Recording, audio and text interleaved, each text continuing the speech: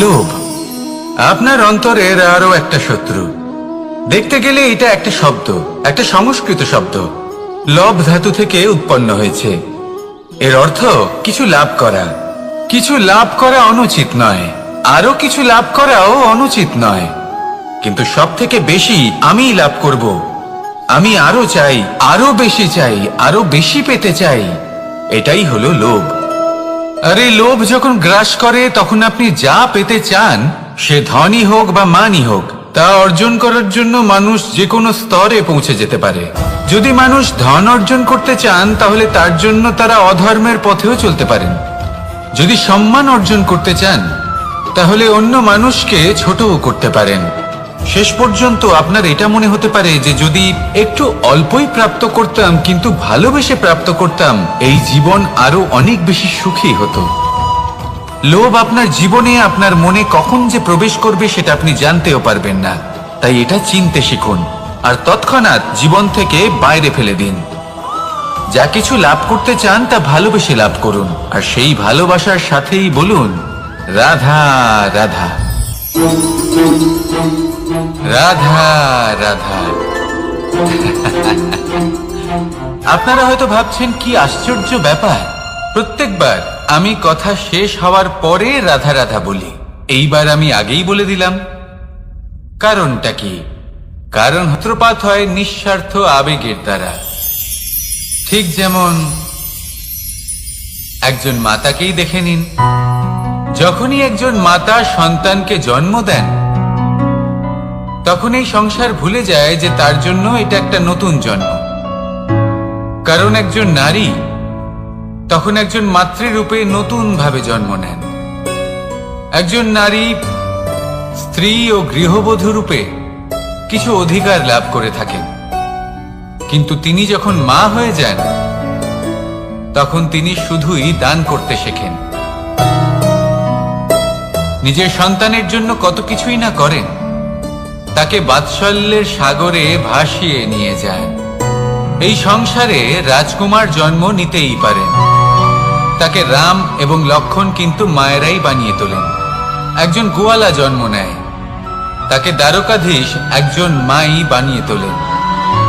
পিতা হলেন সেই পর্বত যার একটা অংশ হলো তার সন্তান, কিন্তু মা হলেন সেই শিল্পী যিনি একটা পাথরকে খোদাই করে এমন এক মূর্তি গড়ে তোলেন যাকে সকলে পূজনীয় মনে করেন। তাহলে স্মরণ করুন সেই সকল মুহূর্ত যেগুলি আপনি নিজের মাতার সাথে অতিবাহিত করেছেন। অনুভব করতে পারবেন যে কিভাবে এক মুহূর্তেই এই মন প্রফুল্ল হয়ে ওঠে। এবারের কারণ কি? এর কারণ হলো এই জীবনের আসল দ্বারই হলো মমতা।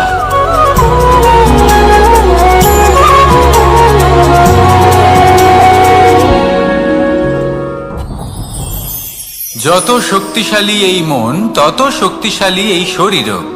সারথি শক্তিহীন হয়, দুর্বল হয়, তাহলে এই রথের কি হবে? এটা উচিত পথে চলতে পারবে না, উচিত গতিতে চলতে পারবে না, মন মতো স্থানে এটা পৌঁছতেও পারবে না। সেই জন্য মনের শক্তি অত্যন্ত প্রয়োজনীয়। এবার মনের শক্তি আমরা কোথা থেকে লাভ করি? দৃঢ়তার শক্তি থেকে। এবার এই শক্তি আমরা কিভাবে বাড়াতে পারি? আমরা প্রতিদিন কিছু নতুন স্থির করি, কিছু ছোট কিছু বড়, আর যেই আমরা নতুন কিছু পূর্ণ করি আমাদের মনের শক্তি বেড়ে যায়। আর যদি পূর্ণ না করতে পারি মনের শক্তি কমে যায়। একটা দেওয়ালের মতো ছোট ছোট ছোট ছোট শিলা আমরা একটার পর একটা স্থাপন করে একটা দেওয়াল তৈরি করি। এতগুলো পাথর যখন একত্রিত হয়ে যায় তখন এমন এক দেওয়াল তৈরি হয় যাকে ভাঙা প্রায় অসম্ভব হয়ে দাঁড়ায়। সেরকমই হয় মন এবং দৃঢ়তা। ছোট ছোট কাজ করে নিজের লক্ষ্য পূর্ণ করুন। এই লক্ষ্য যদি পূর্ণ হয় তবে মনের শক্তি বাড়বে। কিছুটা এইভাবে যে যত বড়ই বিপদ আসুক না কেন সেই বিপদ নিজে হার মেনে নেবে, কিন্তু আপনার মন ততটাই শক্তিশালী থাকবে। তাই মনের শক্তি বাড়াতে থাকুন যাতে আপনি উচিত পথে চলতে পারেন, উচিত গতিতে চলেন আর মনোবাঞ্ছিত স্থানে পৌঁছতে পারেন। তবেই এই মন প্রসন্ন হয়ে বলবে, রাধা রাধা। আমি রাধাকে ভালোবাসি, আর এই কথাটা সমগ্র সংসার জানে। আর সময় অন্তরে লীলার দ্বারা, বিভিন্ন ঘটনা দ্বারা, কর্মের দ্বারা আমি নিজের এই ভালোবাসা রাধার সামনে প্রকাশ করি। এবার আপনি বলবেন, এসবের কি প্রয়োজন? রাধা কি এই কথা জানে না যে কৃষ্ণ তাকে কতটা ভালোবাসে? অবশ্যই জানে, কিন্তু এই যে ভালোবাসা, তা মনে রেখে দেওয়ার জন্য নয়, তা প্রকাশ করার জন্য। আর বারংবার এই ভালোবাসাকে প্রকাশ করা উচিত, উচিত সময় এবং উচিত সুযোগ দেখে। কিরকম? এবার যদি আপনি প্রেমীর সাথে কোনো উৎসবে থাকেন, তাহলে তার সাথে নৃত্য সঙ্গীত করুন। যদি ভিড়ের মাঝে থাকেন, তখন প্রেমীকে সম্মান করুন, একান্তে প্রসাধন করুন। দুঃখের সময় তার হাত ধরে থাকুন, সুখের সময় আলিঙ্গন করে রাখুন। এই প্রেম যত প্রকাশ করবেন, ততই এই প্রেমের বৃদ্ধি হবে। এই প্রেম আরো বেশি গভীর হবে, অটুট হবে। তাই এই প্রেমকে মনে নয়, আপনার জীবনে স্থান দিন। মন খুলে প্রকাশ করুন, আর আমার সাথে ভালোবেসে বলুন, রাধা রাধা। গুরুত্বপূর্ণ একটা কথা আছে যা আপনার মনে রাখা উচিত। আপনার এই মানসিকতা, আপনার এই স্বপ্ন, তা যেন আপনার নিয়ন্ত্রণে থাকে। আপনার বন্ধ মুঠোয় যেন এর লাগাম থাকে, আপনি যেন এর প্রভু হন। যদি তা হয়, তবেই আপনি লাভবান হবেন।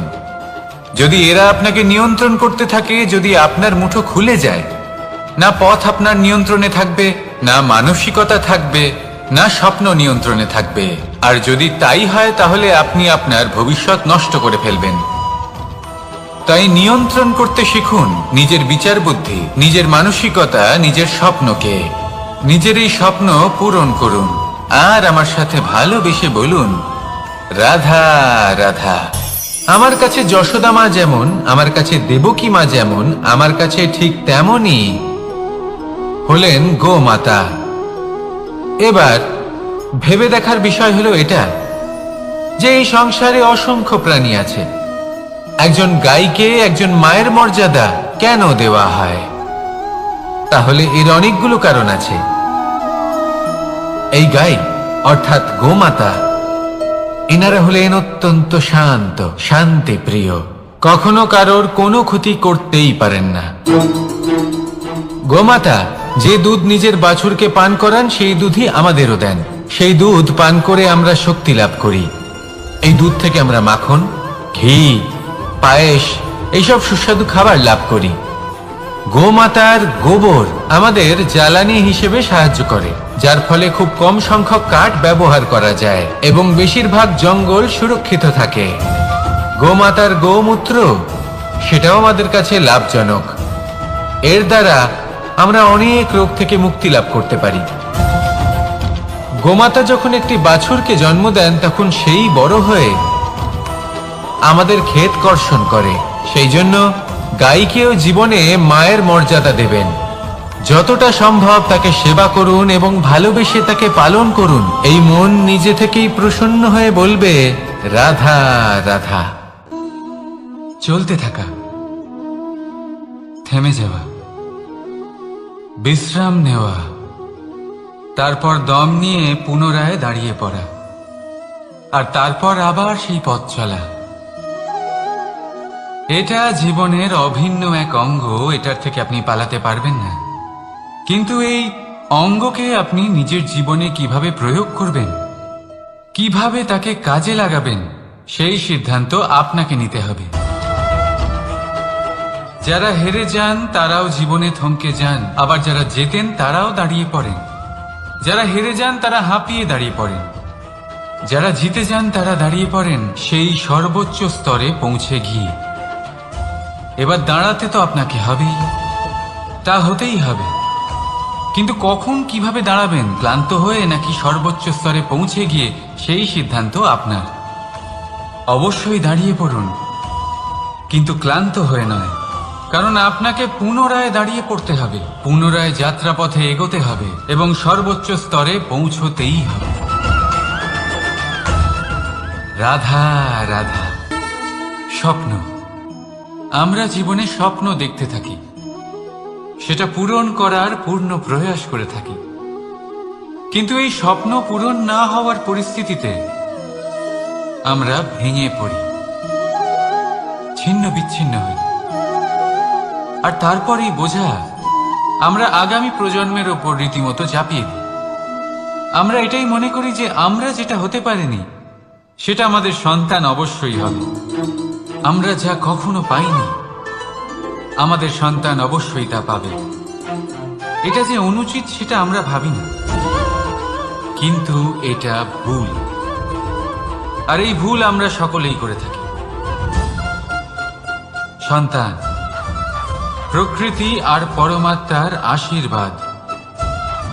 ওদের ভেতরে তাদের নিজের একটা অস্তিত্ব লুকিয়ে থাকে, সেটা মন আগুন অবশ্যই নেভাতে পারে।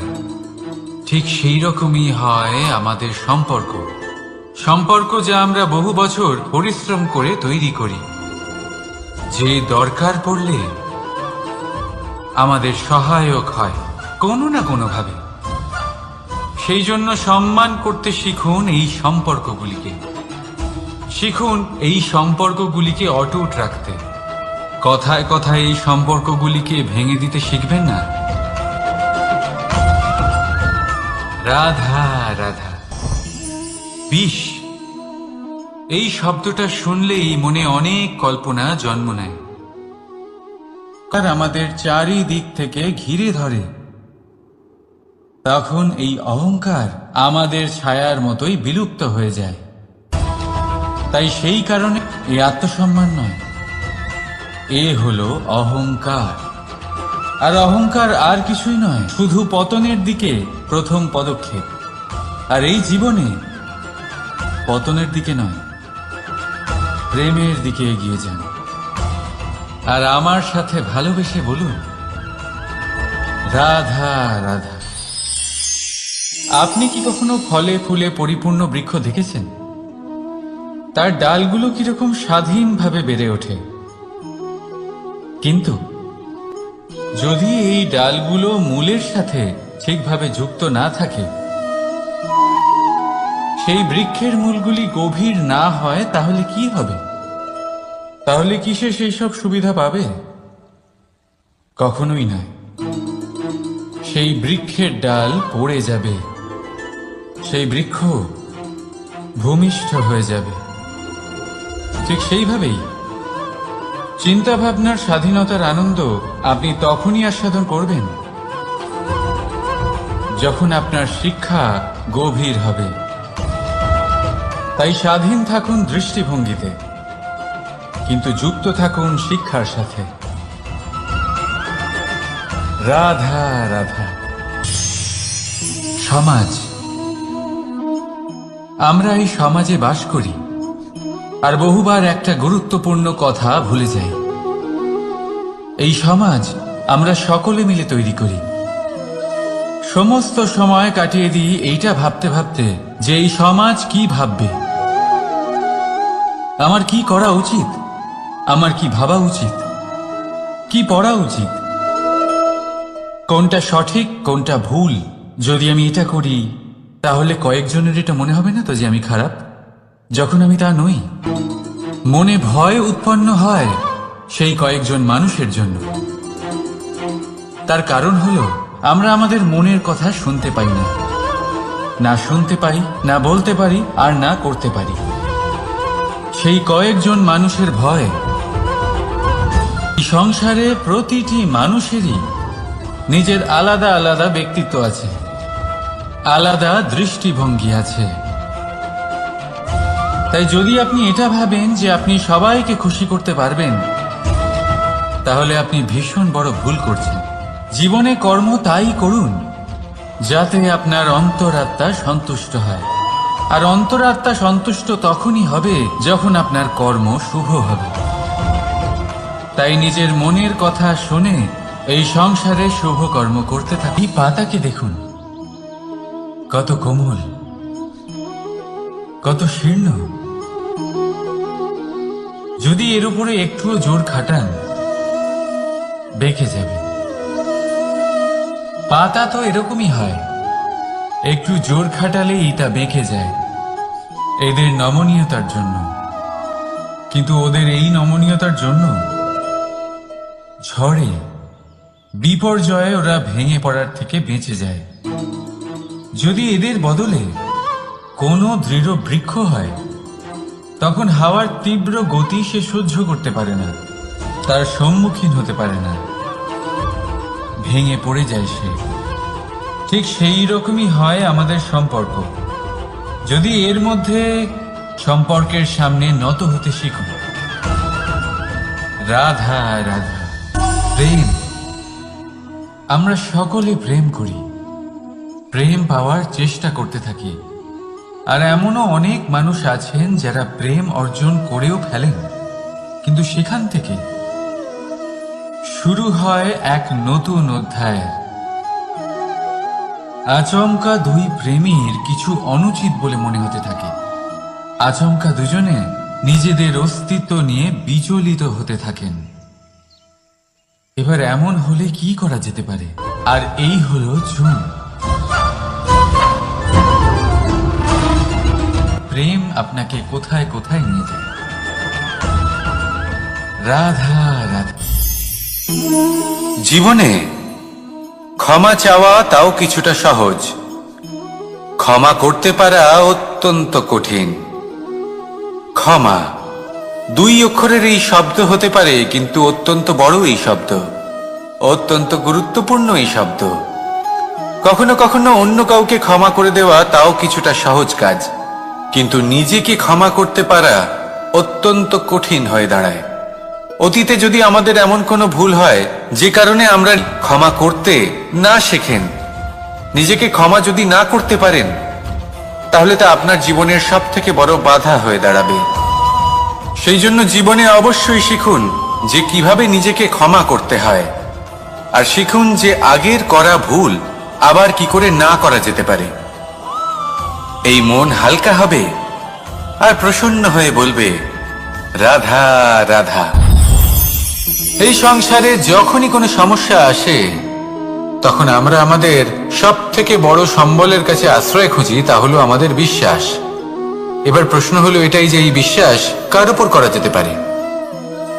পরিবারের উপর, বন্ধুর উপর, নাকি তাদের উপর বিশ্বাস করা উচিত যাদেরকে আমরা কখনো সঙ্গ দিয়েছি? দেখুন, এই সংসারে বিপদের সম্মুখীন হলে কে আপনাকে সাহায্য করবে সেটা নির্বাচন করা আপনার হাতে নেই। সেটা সেই সকল ব্যক্তির উপর নির্ভরশীল যে তারা আপনাকে সাহায্য করবে নাকি করবে না। অর্থাৎ যখনই কোনো বিপদ আসে, সর্বপ্রথম তার সম্মুখীন আমাদের নিজেকেই হতে হয়, আর তার জন্য প্রস্তুত থাকা প্রয়োজনীয়। সেই শক্তি, সেই সাহস অর্জন করা প্রয়োজনীয়। দেখুন, যখনই অন্ধকার আসে, তখন সবার আগে কে আপনাকে ত্যাগ করে চলে যায়? আপনার নিজেরই ছায়া। এই অন্ধকারের সম্মুখীন হতে হয় অন্তরের প্রদীপের দ্বারা, অন্তরের আত্মা দ্বারা। তবেই আপনি অন্ধকারের ওপর জয়লাভ করতে পারবেন। সেই জন্য যে বিপদই আসুক না কেন, নিজেকে তার জন্য প্রস্তুত রাখা উচিত। সেই সাহস নিয়ে আসুন। এমন কোনো বিপদ নেই যা আপনাকে ভেঙে দিতে পারে। আসুন আমার সাথে ভালোবেসে বলুন, রাধা রাধা। মানুষ সবসময় চায় যে তার জীবনে যেন কখনো কোনো সমস্যাই না আসে। সে চায় তার জীবন যেন শুধুমাত্র শান্তি এবং সুখের দ্বারা পূর্ণ থাকে।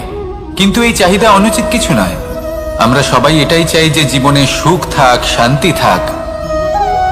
কিন্তু এই কথা সবসময় মনে রাখবেন, যে সূর্য উদিত হন সংসারকে প্রকাশমান করেন, দুপুরবেলায় সংসারকে রৌদ্র প্রদান করেন, সন্ধেবেলায় তাকেও অস্ত যেতে হয়। এবার আমাদের জীবন চক্র কিছুটা এরকমই। কোনো কিছুই চিরকাল একরকম থাকে না। কখনো এই নদীকে দেখুন, যা বয়ে চলেছে। এই নদী যা বয়ে চলেছে, তার পথেও অনেক বিপদ আসে। বড় বড় পাথরের সম্মুখীন হয়ে তাকেও সামনে এগিয়ে যেতে হয়। একটি পুকুর যা চারদিক থেকে ঘেরা, তার জীবনে কিন্তু কোনো সমস্যা নেই। কিন্তু এই সংসারে পুকুরের পুজো করা হয় না, পুজো করা হয় নদীকে। মনে রাখবেন, সমস্যার ঊর্ধ্বে তিনি উঠতে পারেন যিনি সমাধি লাভ করেছেন, যিনি এই সংসারেই নেই। যিনি এই সংসারে আছেন এবং জীবিত আছেন, তার জীবনের সমস্যা হলো শ্বাসবায়ুর মতোই গুরুত্বপূর্ণ। আসুন আমার সাথে ভালোবেসে বলুন, রাধা রাধা। আজ আমি আপনাকে একটা ছোট্ট কাহিনী শোনাবো। একবার আমি, রাধা আর দাদা, আমরা তিনজনে মিলে লুকিয়ে একটা উপবনে গেলাম আম পেড়ে খেতে। অনেক পরিশ্রম করে আমরা ওখানে পৌঁছলাম আর আমরা আশ্চর্যচকিত হয়ে গেলাম এটা দেখে যে এবার তো আম পাকেইনি। এবার দাদা কি করলেন, একটা আম পাড়লেন আর সেটা চাখলেন, আর উনি নিরাশ হয়ে পড়লেন। উনি বললেন যে এটা তো খুবই টক। তারপর রাধা একটা আম পাড়লো আর সেটা চেখে দেখলো, আর রাধা উৎসাহিত হয়ে পড়ল। আমি রাধাকে জিজ্ঞেস করলাম, কি হয়েছে, তুমি এত উৎসাহিত কেন? তখন রাধা বলল যে এবার এত বেশি টক আম হয়েছে যে এগুলো দিয়ে আমরা আচার বানাবো। তাহলে দাদা ওখান থেকে বেরিয়ে গেলেন নিরাশ হয়ে এবং খালি হাতে। রাধাও ওখান থেকে বেরিয়ে গেল কিন্তু উৎসাহিত হয়ে, আর অনেকগুলো কাঁচা আম সাথে নিয়ে। এর থেকে আমরা কি শিক্ষা পেতে পারি? যে প্রত্যেকটা স্থানে এমন কিছু রয়েছে যেখান থেকে আমরা কিছু একটা শিক্ষা লাভ করতে পারি, যা আমাদেরকে বিকাশের পথে নিয়ে যেতে পারে। এই শিক্ষা প্রত্যেক স্থানে আছে। সবকিছু আমাদের দৃষ্টিভঙ্গির উপর নির্ভর করছে। যখনই আমাদের জীবনে, আমাদের সম্পর্কে কোনো সমস্যা, কোনো বিপদ আসে, তখন বেশিরভাগ মানুষ সেই বিষয় নিয়ে দুঃখী হয়ে পড়েন। আর কিছু মানুষ এমনও থাকেন যারা শেষ পর্যন্ত তার সমাধান করেন, বিপদকে পরাজিত করেন, সম্পর্কগুলিকে আবার জুড়ে দেন। যদি আপনি সুখের খোঁজ করেন তাহলে আপনি সুখ অবশ্যই পাবেন, প্রসন্নতা অবশ্যই পাবেন। যদি আপনি দুঃখ খোঁজেন তাহলে দুঃখ অবশ্যই পাবেন। এবার আপনি কি খুঁজতে চান, সেই চয়ন আপনারই। আসুন আর আমার সাথে ভালোবেসে বলুন, রাধা রাধা। কখনো কোনো প্রজাপতিকে উড়তে দেখেছেন? কি সুন্দর উড়ে বেড়ায় সে, এক ফুল থেকে অন্য ফুলে, এক পাতা থেকে অন্য পাতার উপর। কিন্তু সে কিভাবে উড়তে শেখে কখনো ভেবেছেন? জন্ম থেকেই কিন্তু প্রজাপতির ডানা থাকে না। ও কিন্তু ছোট্ট একটা ডিমের আকারে জন্ম লাভ করে। তারপর সেই ডিমটি ভেঙে একটি কীট বাইরে আসে। আস্তে আস্তে সে বড় হয়, ওর শক্তি বৃদ্ধি পায়। তারপর সে সেই কীট দশা ত্যাগ করে নিজের ডানাগুলি মেলে। এই প্রক্রিয়া তার কাছে সরল নয়, অত্যন্ত যন্ত্রণাদায়ক প্রক্রিয়া, কিন্তু সে সেই যন্ত্রণা মেনে নেয়। আর তারপর আস্তে আস্তে সে উড়তে শেখে। শুধুমাত্র আকাশে উড়ে বেড়ায় তা নয়, আমাদের মনের মাঝে উড়ে বেড়ায়। এবার এই ডিম থেকে প্রজাপতি হয়ে ওঠার যে যাত্রা, এটা যতটা কঠিন, ততটাই কঠিন হয় এই সংসারে শ্রেষ্ঠ কর্ম করা, ততটাই কঠিন হয় এই সংসারে মহান হয়ে ওঠা। সেই জন্য প্রয়োজনীয় প্রচেষ্টা এবং সময়। নিরন্তর প্রচেষ্টা করতে থাকুন, পর্যাপ্ত সময় নিন, এবং আপনি নিজেকে এই আকাশে উড়ন্ত অবস্থায় পাবেন। আসুন আমার সাথে ভালোবেসে বলুন, রাধা রাধা। তৃতীয় পুরুষার্থ। এবার অধিকাংশ মানুষই কাম বলতে বিলাসিতা, বাসনা, লালসা মনে করে ফেলে। আসলে এমন কিছুই নয়। কামের বাস্তবিক অর্থ কি? কামের বাস্তবিক অর্থ হল কামনা। প্রতিটা ব্যক্তি, প্রতিটা মানুষ, প্রতিটা জীব এই সংসারে কোনো না কোনো বিশেষ কারণে আসে। সেই কারণকে পূর্ণ করার জন্য কর্ম করাকে কাম বলে। এখন সেটা সবার জন্য ভিন্ন হতে পারে।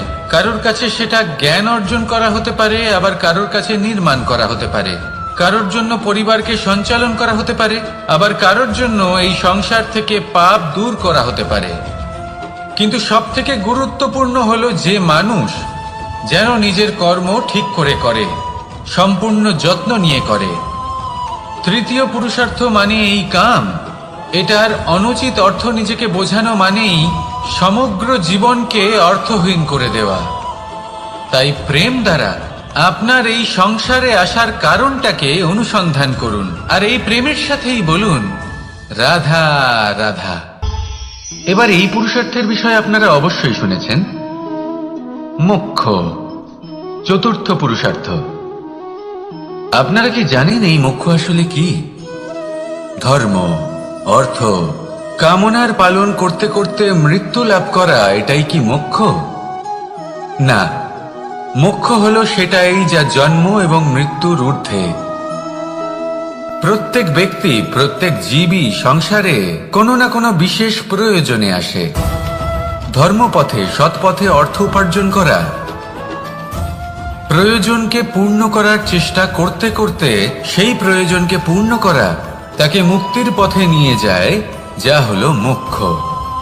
যদি এই মোক্ষ লাভ না হয়, তাহলে মানুষ জন্ম এবং মৃত্যুর এই চক্রে বারবার ফিরে আসবে। তাই নিঃস্বার্থভাবে সদ্ভাব নিয়ে কর্ম করুন, সকলকে ভালোবাসুন, আর আমার সাথে বলুন রাধা রাধা। মানুষ বড়ই বিচিত্র প্রাণী। অধিক থেকে অধিকতর ধন লাভ করার চেষ্টায় নিজের শরীরকে নষ্ট করে ফেলেন, নিজের শক্তি হারিয়ে ফেলেন, নিজের সামর্থ্য হারিয়ে ফেলেন। আর যে ধন লাভ করেন সেটা কোথায় যায়? সেই শক্তি, সেই সামর্থ্যকে আবার ফিরে পাওয়ার জন্য। আর কিছু মানুষ জীবন এমন ভাবে যাপন করেন যেন তা কখনোই শেষ হবে না, কিন্তু শেষ তো সবারই হবে। আর যখনই শেষটা কাছে চলে আসে, তখন মানুষ এটা বুঝতে পারেন যে সে জীবনকে উপভোগ করেননি। তার কারণটা কি? লালসা। এই লালসা জন্ম দেয় লোভকে, আর এই লোভ জন্ম দেয় আপনারই বিনাশকে। সেই জন্য আজ আপনার কাছে যা কিছু আছে, যেমনটা আছে, তার সাথে জীবন যাপন করুন, পূর্ণরূপে যাপন করুন। আপনার কাছে যতই ধন, শক্তি, মান থাকুক, তা সবার মধ্যে ভাগ করতে শিখুন। ভাগ করলে ভালোবাসা বাড়ে, আর এই ভালোবাসা দ্বারা জীবন আরো সুখময় হয়ে ওঠে। তাহলে আসুন আর আমার সাথে ভালোবেসে বলুন রাধা রাধা। মন, জীবনে যখনই কোনো বস্তু বা সুখ স্বাচ্ছন্দ্য অধিক মাত্রায় আপনার কাছে চলে আসে, তখন নিজেকে শ্রেষ্ঠ মনে করার একটা প্রবণতা দেখা যায়, যা হয় আত্মবিশ্বাসে পরিণত হয়, নয়তো অহংকারে। এবার আত্মবিশ্বাস আর অহংকারের মধ্যে অনেক বড় পার্থক্য রয়েছে। আমি এটা করতে পারি, আমি ওটাও করতে পারি, এ হলো আত্মবিশ্বাস। শুধুমাত্র আমি এটা করতে পারি, শুধুমাত্র আমি ওটাও করতে পারি, আমি হলাম সর্বশ্রেষ্ঠ, এটা হলো অহংকার। এবার এই অহংকার, এর ধ্বনি অনেক দূর প্রবাহিত হয়, আর এর প্রহার সর্বপ্রথম আপনাকে বিপর্যস্ত করে। এবার এই অহংকার, এর বিপরীত শব্দ হলো বিনয়, অর্থাৎ নিজের ঊর্ধ্বে উঠে অন্যের বিষয় ভাবনা চিন্তা করা, সংসারের বিষয় ভাবা। এই বিনয়ী হবার চেষ্টা করুন, একের থেকে অনেক হওয়ার চেষ্টা করুন, এবং একসাথে থাকার চেষ্টা করুন। নিশ্চিত রূপেই আপনি বিকাশের কারণ হবেন। মত্ততা থেকে নিজেকে দূরে রাখুন, অহংকার থেকে নিজেকে দূরে রাখুন। এই মন প্রসন্ন হয়ে বলবে রাধা রাধা। জীবনে যখন কোনো ব্যক্তি নিজের লক্ষ্য প্রাপ্তির জন্য নিরন্তর পরিশ্রম করতে থাকেন, চেষ্টা করতে থাকেন, তখন তিনি কষ্ট অনুভব করেন, কখনো শারীরিক কষ্ট, কখনো মানসিক কষ্ট। এবার উনি এটা ভাবতে থাকেন যে আমি কি উচিত করছি নাকি অনুচিত করছি। কারণ অন্যদিকে এমন একজন ব্যক্তিও আছেন যিনি একদমই পরিশ্রম, চেষ্টা করছেন না। তিনি মদিরা পান করেন, বিলাসিতায় জীবন কাটান, অলস প্রকৃতির হয়ে ওঠেন, নিদ্রাতে বিলীন হয়ে থাকেন, আর ভাবেন যে তিনি সুখ লাভ করছেন। কিন্তু এরকম কেন হয়? কারণ যখন আমরা সৎ পথে থাকি, উচিত পথে চলি, লক্ষ্য প্রাপ্ত করার জন্য চেষ্টা করতে থাকি, তখন আমাদের ভেতরে থাকা নেতিবাচক শক্তি এবং পাপ এই দেহকে ত্যাগ করে দেয়। আর এই অনুভূতিটাই আমাদের দুঃখের অনুভূতি দেয়, কষ্ট দেয়। এবার সেখানে যদি আমরা কুপথে চলি, অনুচিত পথে চলতে থাকি, তাহলে আমাদের ভেতরে থাকা পুণ্য এবং ধনাত্মক শক্তি আমাদের দেহ ত্যাগ করে দেয়। আর এই অনুভূতির কারণেই আমরা সুখ অনুভব করি। কিন্তু কখনো ভাববেন যে এই সুখ বেশি সময় পর্যন্ত থাকে না। সেই জন্য সবসময় মনে রাখবেন, যদি আপনি জানেন যে এটাই আপনার লক্ষ্য, এটাই উচিত পথ, শুভ পথ, তাতে নিরন্তরভাবে এগিয়ে যেতে চেষ্টা করতে থাকুন। এই কষ্ট আপনাকে সুখের পরাকাষ্ঠায় কখন পৌঁছে দেবে তা আপনি জানতেই পারবেন না। আসুন আমার সাথে ভালোবেসে বলুন, রাধা রাধা। ঈর্ষা আমাদেরই মনে বসবাস করা আরো একটা শত্রু। তবে এই শত্রু কখনো কখনো আমাদের জন্য লাভদায়কও হতে পারে, কিন্তু যদি আমরা সতর্ক না থাকি তাহলে সেটা ততটাই ঘাতক হয়ে উঠতে পারে। যদি আপনার কোনো প্রতিদ্বন্দ্বী থেকে থাকে যে এগিয়ে চলেছে, তাকে দেখে আপনার মনে ঈর্ষা উৎপন্ন হয়, আর ঈর্ষাবশত আপনি নিরন্তর চেষ্টা করতে থাকেন, পরিশ্রম করতে থাকেন সামনে এগোনোর জন্য, তাহলে তার দ্বারা আপনার বিকাশই হবে। কিন্তু যদি আপনি নিজের বিরোধীকে শেষ করতে দেওয়ার জন্য অগ্রসর হন, তাকে বিনাশ করার জন্য অগ্রসর হন, তাহলে এই ঈর্ষা প্রথমে আপনার বিনাশ অবশ্যই করবে। একটা কথা আছে, এটা পশু প্রবৃত্তি, আপনি শুধুই নিজের বিকাশের কথা ভাববেন। তিনিই হলেন প্রকৃত মানুষ, যিনি অন্য মানুষের জন্য প্রাণও দিতে পারেন। এই ঈর্ষা যদি আপনাকে বিকাশের পথে নিয়ে যেতে পারে তাহলে খুবই ভালো। যদি আপনাকে অন্য কাউকে বিনাশ করে দেওয়ার পথে অগ্রসর করে, তাহলে তার থেকে দূরে থাকাই ভালো। যেমন ধরুন, আপনার কাছে একটা সূচ আছে, যার দ্বারা আপনি ছেঁড়া কাপড়ও সেলাই করতে পারবেন বা অন্য কারোর পাত্রে ছিদ্রও করে দিতে পারবেন। আপনি কি চাইবেন, নিজের বিকাশ নাকি অন্য কারোর বিনাশ? সিদ্ধান্ত আপনারই। আসুন আর আমার সাথে ভালোবেসে বলুন, রাধা রাধা। বিষ এবং অমৃত, এর ভিত্তিতেই সংসার চক্র চলতে থাকে। যখন সমুদ্র মন্থন হয়েছিল তখন এই দুই প্রাপ্ত হয়েছিল। প্রথমে বিষ পাওয়া গেল, তারপর অমৃত। জীবন মন্থন করলেও এগুলো লাভ করা যায়। এবার এই যে বিষ, তা হলো অমৃতের থেকে অনেক বেশি শক্তিশালী এবং সেই জন্যই অনেক বেশি ঘাতকও। এবার বোঝার চেষ্টা করি এই বিষ আসলে কি। যে কোনো বস্তু বা কোনো ভাব যদি মাত্রার থেকে বেশি পরিমাণে আপনার কাছে থাকে, প্রয়োজনের থেকে বেশি আপনার কাছে থাকে, তাহলে সেটা আপনার কাছে বিষ সমান হতে পারে। তা সে ধন হোক, শক্তি হোক, সম্মান হোক, ইত্যাদি ইত্যাদি। যদি আপনার কাছে এমন কিছু থেকে থাকে যা মাত্রার থেকে বেশি পরিমাণে আপনার কাছে আছে, তাহলে তাকে ভাগ করতে শিখুন। যদি আপনি ভাগ করতে শিখে যান, তাহলে এই বিষই আপনার জন্য অমৃতে পরিণত হবে, আর তাদের কাছেও অমৃত সমান হয়ে উঠবে যাদের এই সাহায্যের প্রয়োজন। তাহলে ভাগ করে নিতে শিখুন আর আমার সাথে ভালোবেসে বলুন, রাধা রাধা। কোনো বাড়িতে, কোনো পরিবারে যখন কারোর জন্ম হয়, তখন তা কত সুখের মুহূর্ত হয়। সেই ছোট্ট সন্তান যখন কিছুটা বড় হয়, সে হাঁটার চেষ্টা করে, আর সেই প্রক্রিয়াতেও খুব বড় একটা শিক্ষা লুকিয়ে রয়েছে, ঠেলে দেওয়া।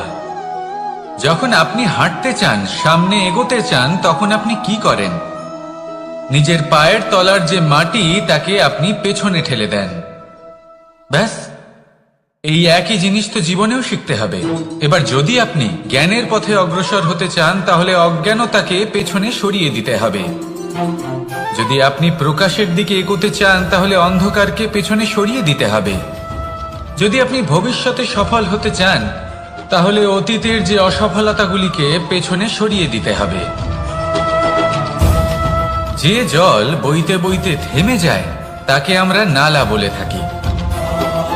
তার থেকে দুর্গন্ধ বের হয়। কিন্তু যে জল বইতেই থাকে, তাকেই আমরা পবিত্র জল বলি। তাহলে আপনিও কর্ম করতে থাকুন, কখনো থামবেন না। আর আমার সাথে ভালোবেসে বলুন, রাধা রাধা। যোগাসন। যোগাসনে আসন অত্যন্ত গুরুত্বপূর্ণ। এবার আমি বলবো সবথেকে শ্রেষ্ঠ আসন কোনটি। আশ্বাস। নিজেকে আশ্বস্ত করতে থাকুন যে আমি আছি, সব ঠিক হবে, যা হচ্ছে ভালোর জন্য হচ্ছে। এই আশ্বাস আপনাকে জীবনে এমন ধনাত্মক বিশ্বাস দেবে যে আপনি বড় বড় সমস্যার সমাধান করতে পারবেন। এবার যদি কথা বলি সব থেকে কঠিন সময়ের, তাহলে সেটা হলো বিচ্ছেদের। যা মা সীতাকে সহ্য করতে হয়েছে শ্রীরামের জন্য, রাধা কৃষ্ণকেও সহ্য করতে হয়েছে। যে ব্যক্তি বিচ্ছেদের সময় সঠিক পথে চলে এসেছে, সে জীবনে অনেক শ্রেষ্ঠ স্থানে অবশ্যই পৌঁছতে পারবে। এবার যদি কথা বলি সব থেকে জরুরি এবং গুরুত্বপূর্ণ সময়ের, তাহলে সেটা হলো সংযোগ। সকলকে সাহায্য করতে থাকুন।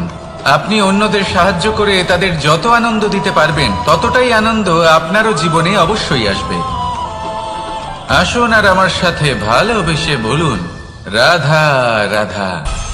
কামবোধ, এটাই আপনার অন্তরের প্রথম শত্রু।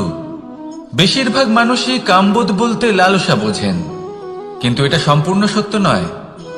কামের আসল অর্থ হলো কামনা। এটা খুবই সহজ ব্যাপার। মনুষ্য শরীর থাকলে, মানুষের মন থাকলে এই কামনা অবশ্যই থাকবে।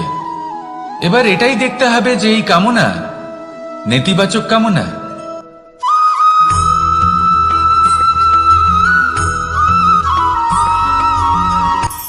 কখনো কোনো বাগানের কোনো বৃক্ষকে দেখেছেন যেখানে সুগন্ধি ফুল থাকে, রসালো ফল থাকে?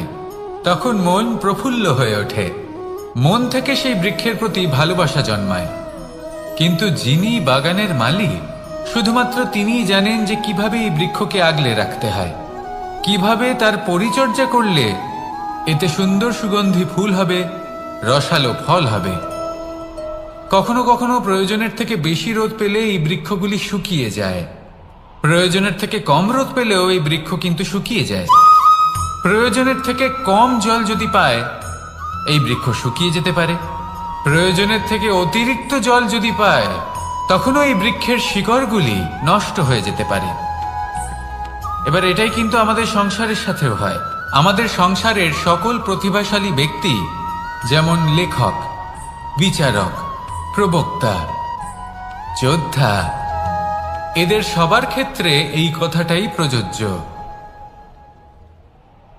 যদি বেশি প্রশংসা করা হয়, তাহলেও এরা হারিয়ে যাবেন।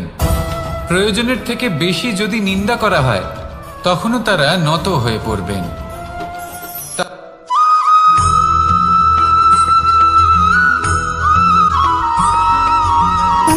সুখ, দুঃখ এবং শক্তি, এই তিন হলো এই সংসারের ত্রিদেবের মতো। আমাদের জীবনে যা কিছু ঘটছে এই তিনটির ভিত্তির উপরেই হচ্ছে। আসলে এই সংসারের একটা নিয়ম আছে, যখনই আপনি কিছু লাভ করেন, এই সংসার আপনার পরীক্ষা নেয়। এটা জানার জন্য আপনার পরীক্ষা নেয় যে আপনি যা কিছুই লাভ করেছেন, আপনি কি আদৌ সেটার যোগ্য কিনা। ঠিক সেইভাবেই এই সুখ, দুঃখ এবং শক্তি আপনার পরীক্ষা নিয়ে থাকে। যখন সুখ আসে, তখন সে আপনার পরীক্ষা নেয় যে আপনার মধ্যে অহংবোধ জাগ্রত হয়নি তো। যদি অহংবোধ চলে আসে, তাহলে সুখ সেখানেই সঙ্গ ত্যাগ করে। দুঃখ আপনার ধৈর্যের পরীক্ষা নিতে থাকে, আর যদি আপনার মধ্যে ধৈর্য না থাকে, তাহলে এটা আপনাকে আরো বেশি দুঃখের গভীর অন্ধকারে ঠেলে দেবে। সেখানে শক্তি পরীক্ষা নেয় আপনার বিনম্রতার। যদি আপনি বিনম্র না হন, তাহলে হয় এই শক্তি আপনার সঙ্গ ত্যাগ করবে, নয় এই শক্তি বিনম্রতার অভাবে আপনার পতনের কারণ হতে পারে। এই সংসারে যে কোনো ব্যক্তি যিনি এই পরীক্ষায় উত্তীর্ণ হয়ে থাকেন, এই জীবনে তিনি সাফল্য লাভ করেন। আসুন আমার সাথে ভালোবেসে বলুন, রাধা রাধা।